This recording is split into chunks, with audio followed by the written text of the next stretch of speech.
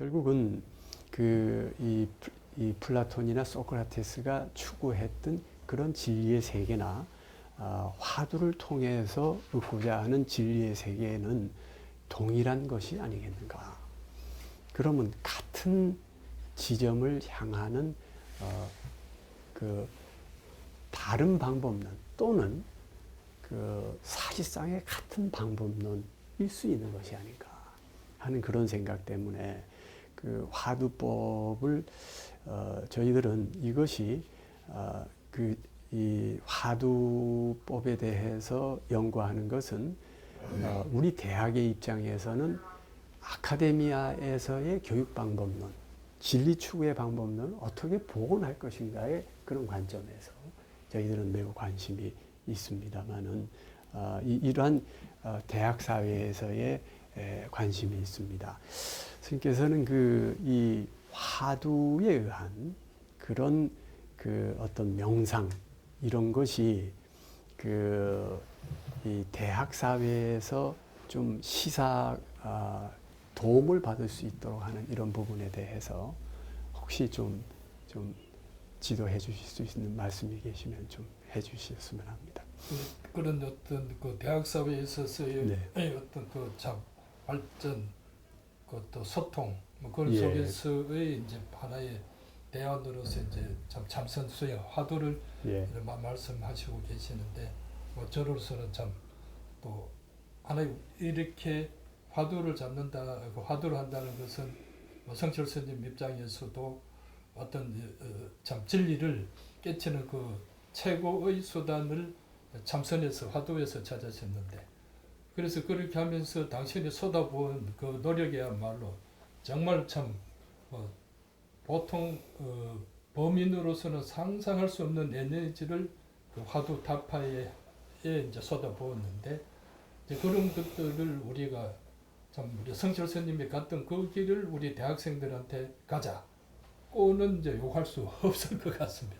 그 정말 이제 전 인생적인 그런 몰입이 있어야만이 이제 얻을 수 있는 소정의 이제 결과. 또 그래도 우리도 많은 스님들이 화두에 몰두하고 있지만 또 그렇게 큰 스님처럼 소득을 올린 그런 스님들이 뭐 몇십 년 동안 나오지 않고 있으니까.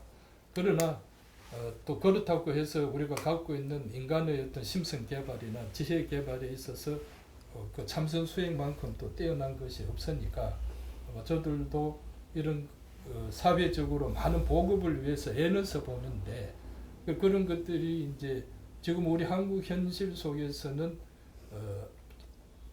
8.15 해방 이후에 어떤 그 교육의 수준이나 교육의 방법 이런 것들이 전부 다 서구적인 어떤 그 교육학적인 그런 방법들이 도입되가 하니까 동양적인 사고의 개념이나 틀이 별로 우리 청소년들한테 먹히지를 않습니다. 이제 이런 것들이 우리가 이제 화두를 가르치고 또 동양 사상을 가르치고 하는데 또 다른 큰 벽으로 이제 다가오는데, 그런 거 우리 이제 젊은 이제 서구 말씀하신 그 소크라테스나 플라톤 철학은 이해를 하는데, 우리 동양 철학에 대한 개념이나 이런 것들은 상당히 아직은 이래 약하고 있었어요. 이런 개념을 서로 정립하고 해서 이 학생들로 하여금 우리 참 동양적 사고로 끌어오는데 많은 노력이 들어야 된다. 그렇게 생각하고, 또 힘만 닿으면 정말 이래 명상을 좀 더 현대 대학생들 알고 쉽게 좀 풀어서 명상할 수 있는 길을 참 인도하는 것이 불교가 지금 갖고 있는 문제가 아닌가. 그러니까 그 길을 가기는 가야 되는데 많은 학생들에게 설명이 지금 부족하고 있다. 이런 안타까운 점을 느끼고는 있습니다. 아무튼 참 진리 탐구의 문제는 동서양을 구분할 수 있는 주제가 아닌 인류의 공통의 최고 가치라고 할 수밖에 없을 것 같습니다. 그래서 여하이 성공적으로 진리를 탐구할 것인가. 사실 거의 모든 대학들이 진리 탐구를 어떤 형태로든지 이념의 하나로 들고 있는 것 같습니다만은 여하이 성공적으로 진리를 탐구할 것인가. 이제 어떻게 보면 저는 대학인으로서 대학 사회에서 진리 탐구에 대한 열기가 점점 그 희미해지고 쓰러져 가는 것이 아닌가 하는 거에 대한 위기의식을 느끼기까지 하고 있습니다. 어쨌든 이 불씨를 살려서 대학이 본래다운 모습을 가질 수 있도록 진리 탐구에 대한 그 올바른 길의 그 도출에 있어서 동서양의 모든 지혜가 같이 결집될 수 있기를 바라고, 우리 스님께서 말씀해 주신 그 몰입이라고 하는 것, 그것이 그 하나의 매우 중요한 키워드가 될 수 있지 않을까 하는 생각을 해보면서 다음 주제로 넘어가 보겠습니다. 지금 대립과 갈등 해소를 위한 소통을 지금 논의하고 있는데, 그 소통의 도구는 말과 글일 수밖에 없을 겁니다. 그 말과 글의 참된 역할과 의미에 관해서 얘기하고자 합니다. 그 사실 말과 글은 자신이 외부와 소통하는 그 가장 유일하다고 하면 조금 너무 지나칠지 모르겠습니다만 가장 통상적인 방법 아니겠습니까? 말과 글이 없이 자신의 생각을 또는 내면을 외부와 소통할 수 있는 길은 없을 것이다. 만약 말과 글이 없을 때 각 사람들은 얼마나 답답할까 생각하면 참 쉽게 이해할 수 있겠습니다. 근데 지금 이와 같이 말과 글은 외부와 소통하는 정말 필요 불가결한 그런 도구임에도 불구하고 그것은 한계를 갖는 것이다 하는 점이 제대로 인식되지 않는 것도 문제인 것 같습니다.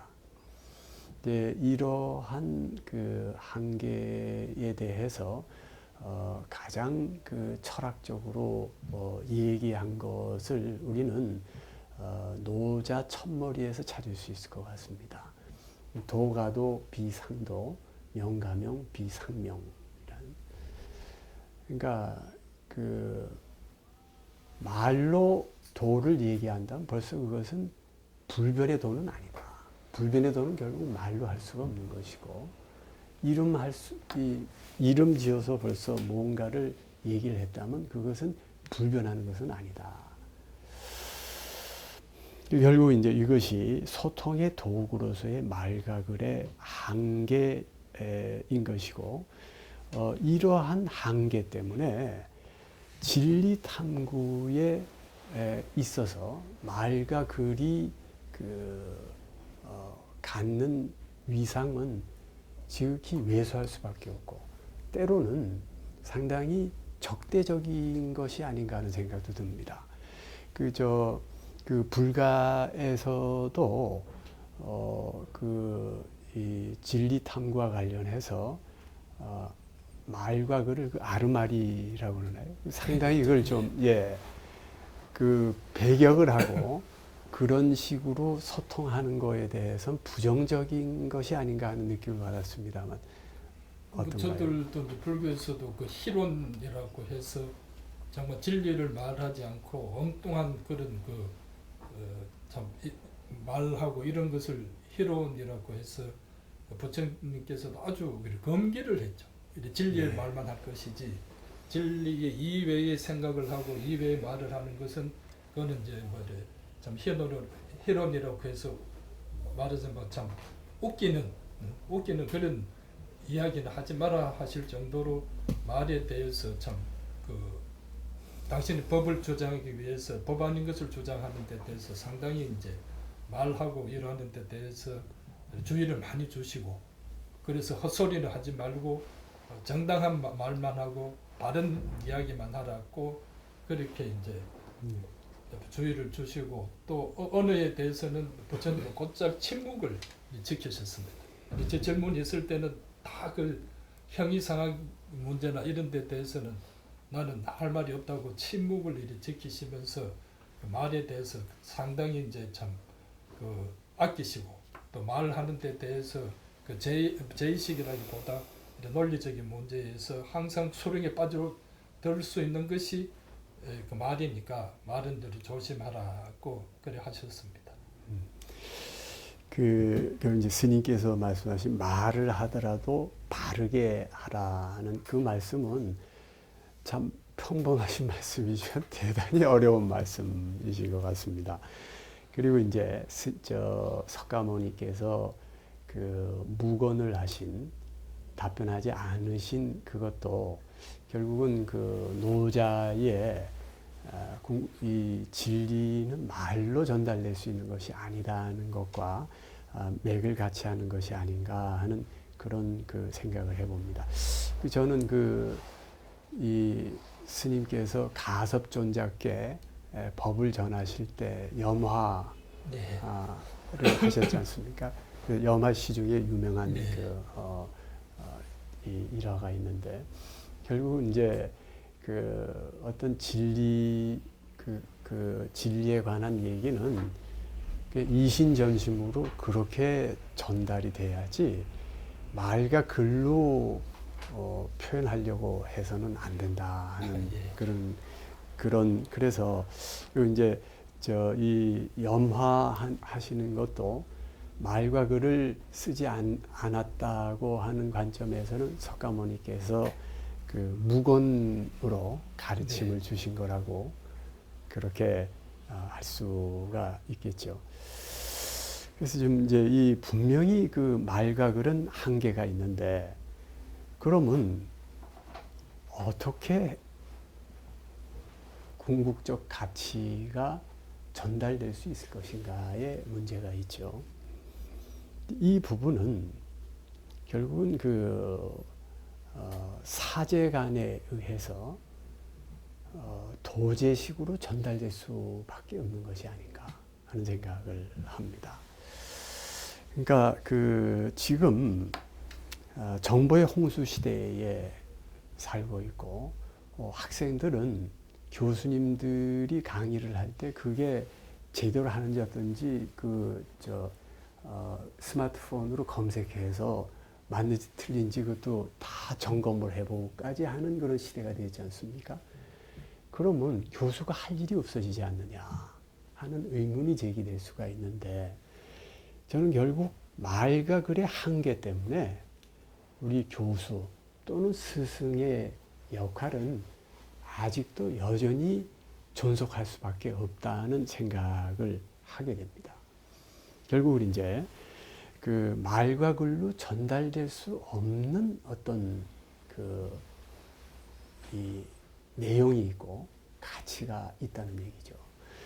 이제 그 얘기는 또 다른 얘기로 하면은 그리고 교수님들께서도 인터넷 지식 검색으로 검색될 수 있는 지식을 넘어선 그런 가치를 전달할 수 있는 분이 아닐 때에는 정말 입지가 어려워질 것인 시대에 도달한 것이 되겠죠. 교수님이 존경받기 위해서는 결국 학생들이 직접 찾아와서 배우지 않으면 안 되는 그런 뭔가를 가진 교수님이어야 된다는 얘기가 될 수가 있겠죠.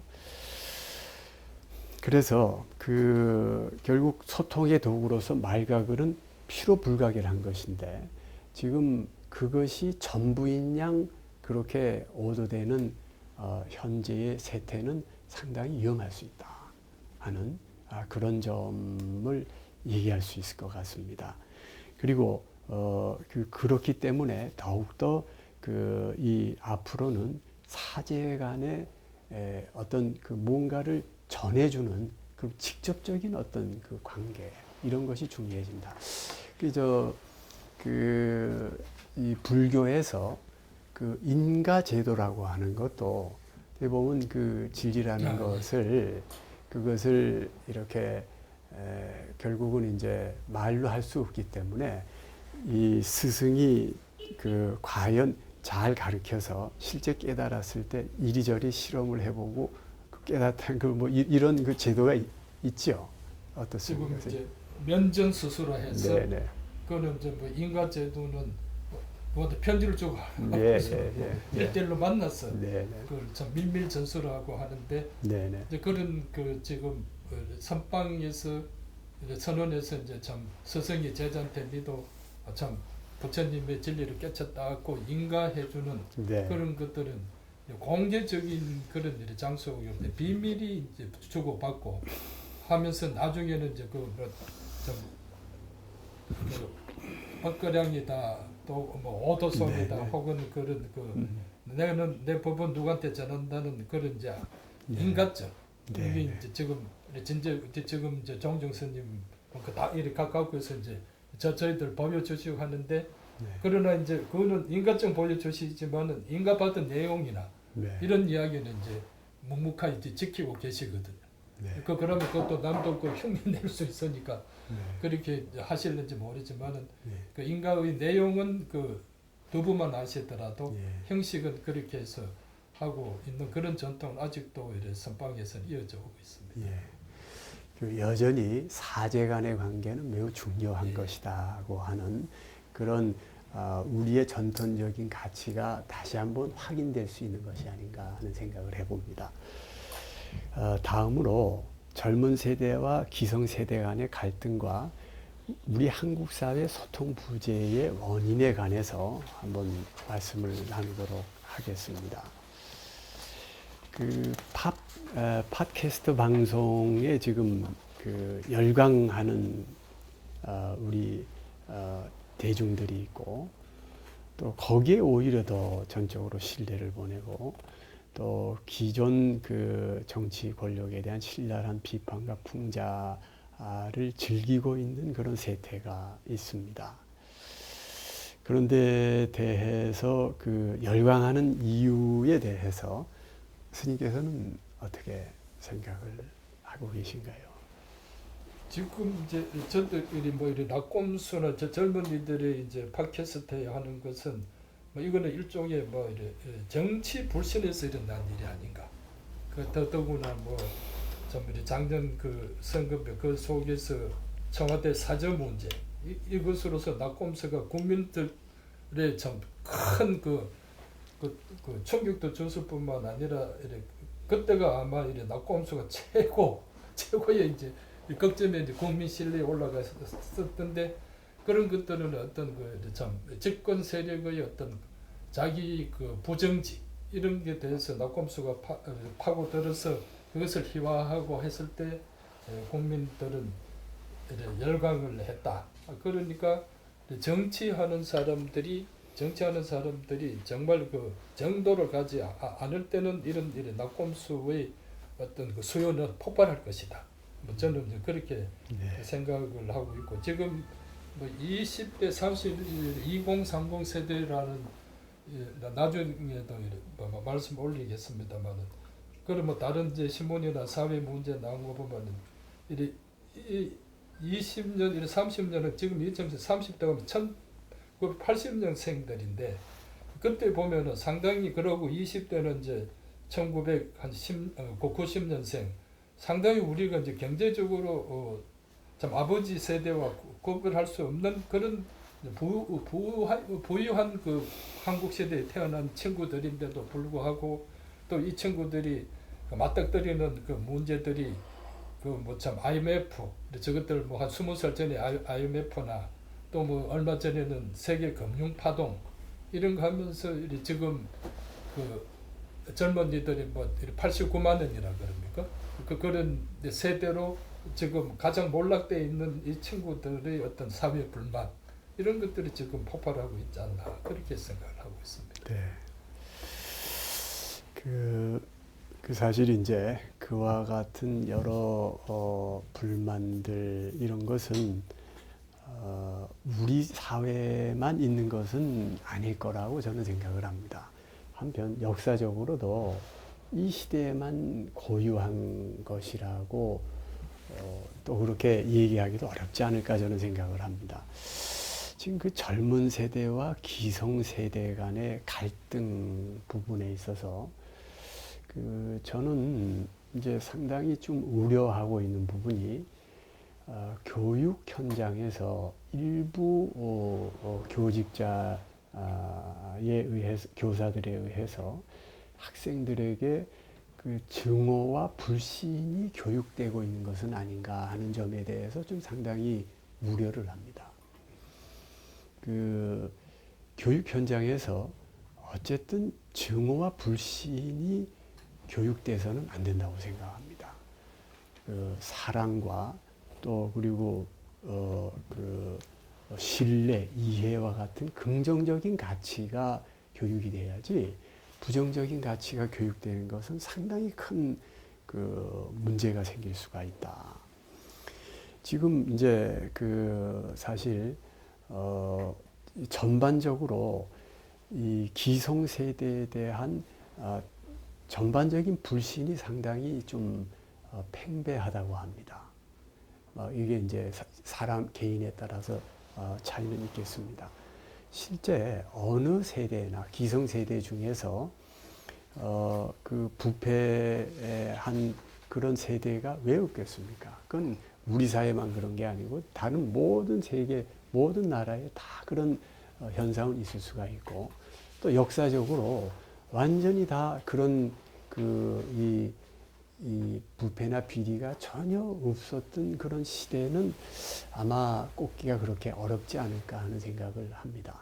그러니까 그럼에도 불구하고 전체가 일부의 어떤 그와 같은 일들이 기성세대 전체의 일인 양 싸잡아서 매도가 된다거나 하는 이런 부분들은 상당히 옳지 않은 그런 태도인데 그런 것이 비교적 자주 또는 그 일상화된다고 하는 것은 그 교육 현장에서의 그 잘못된 그런 기반 교육이 이루어진 것에 원인하는 것이 아닌가 하는 점에 조금 우려를 합니다. 앞으로 제가 이제 이런 그 하나 또 생각을 하는 것이 일부 진보 진영에 있는 분들 중에는 현 사회나 체제에 대한 아주 맹목적인 증오를 표출하는 경우를 보았습니다. 지금 이제 제가 법원에서 판사로 있을 때에 그분은 아주 유명한 그 노동시인이었습니다만은 그분이 그 형사 기록을 통해서 그분의 그 작품을 접하게 되었습니다. 그분은 이 치 떨리는 반동의 세상이었습니다. 자기가 보는 현실이. 그러니까 증오를 넘어서 치가 떨리는 정도의 그런. 그러니까 그 정서적으로 정말 그러한 이 부정적인 정서가 확산이 된다고 할 때에 참 문제겠다 생각을 했는데 다행히 그 시인은 그 당시가 그 소비에트가 붕괴되는 때였습니다. 그래서 그분은 상당히 좀 내면적인 혼란을 겪었었습니다. 그래서 자기가 자기는 과거에는 그런 그 모든 자본주의 체제 그 자체가 악이고 치떨리는 이런 걸로만 생각을 했는데 한편 그와 상대 다른 체제인 그 소비에트의 공산 체제 하에서 몇십 년인가 얼마 기간 동안에 2천만이라고 하는 사람이 그 무참하게 목숨을 잃었다는 사실이 왜 그때는 자기 눈에 들어오지 않았는지 그게 참 정말 이해가 안 된다 하면서 그 당시 법정에서 수레하는 거를 제가 들은 기억이 생생합니다. 그분은 이제 한때 이 전향했다는 얘기까지 나왔습니다만 그러나 그것이 과연 그런지 뭐 그것은 그분의 개인적인 문제라 돼서 자세히 말씀을 드릴 수는 없습니다만 제가 어떻게 얘기할 수는 없습니다만은 어쨌든 그때 그와 같은 상당히 부정적인 증오의 그런 감정을 그걸 확산하는 이런 것들, 그리고 또 불신을 조장하는 이런 것이 그 교육 현장, 특히 그 감수성이 예민한 그런 이 학생들에 대한 교육에서는 참 주의가 돼야 될 것 같아 하는 생각을 한 적이 있습니다. 그 한편 지금 이제 신랄한 비판과 풍자가 상당한 인기를 끄는 것이 사실입니다만은 이런 것들도 이런 것들은 하나의 사회적인 카타르시스의 한 모습이 아닐까 하는 생각을 합니다. 이제 결국 이 정치 권력에 대한 비판 풍자 그런 거를 통해서 자기 내면적 불만이 해소되는 그런 효과 때문에 대중이 열광하는 것일 수가 있는데요. 근데 그것도 우리 사회가 좀 더 성숙한 사회로 이행하게 될 때에는 아마 이런 모습은 좀 달라지지 않을까. 보다 성숙한 그런 사회에서는 이런 것에 열광하기보다는 보다 더 가치 있는 문화적인 모습에 더 문화적인 모습을 선호하게 되지 않을까. 이제 그런 생각을 해봅니다. 그래서 지금 이 시대에 이런 어떤 팟캐스터 방송이 상당히 문제가 되고 일부 문제 있는 팟캐스터 방송이 되는 이런 것들이 이것도 지금 우리 사회가 가고 있는 그런 이쪽 성숙 과정에 또는 진화 과정에 한 도정에 있기 때문에 이런 것이 아닌가 하는 저는 그런 생각을 해봤습니다. 근데 이제 여기에 유교적인 권위주의와 군사 정권의 폐해로 이러한 이 현 세태의 원인을 찾는 이런 견해도 있는 것 같습니다만은 저는 그 부분에는 동의하기 어렵습니다.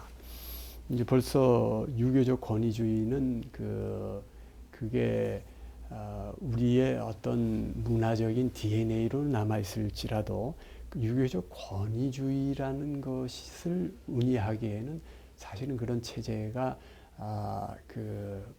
참 훨씬 오래 전에 다른 체제로 이행이 됐고 군사 정권도 그 이후로 여당 야당 4번의 민간 지도자가 이미 집권을 한 바가 있어서 그런 거의 원인을 찾기보다는 결국은 이제 이런 현재 우리 우리 한국 사회의 세대 간의 그런 갈등 또 이 대립 이런 거에 대한 원인은 역시 내면적 성숙의 문제로 찾아야 될 것이 아닌가. 그리고 내면적 성숙의 문제는 그것은 결국 젊은 세대나 기성세대나 우리 사회가 좀 더 인문학적 소양을 쌓아야 될 필요성으로 연결될 수 있지 않을까. 저는 그렇게 생각합니다. 그래서 저는 이번 이런 행사에서 중요한 역할을 한 빈빈과 같은 그런 문화단체에 대해서 그 활동에 깊은 경의를 표하는 것이죠. 청좀 그리 말씀하신 저도 한마디 보태면 예. 젊은 세대, 기성세대, 어느 세대까지를 젊은 세대라고 어느 세대까지는 이제 기성세대로 이제 해야 되려는 또 사회학적인 또 분별이 있겠습니다만 우리는 이제 지금 사회에서 여기서 카메라를 교체해. 네, 예. 그러시죠.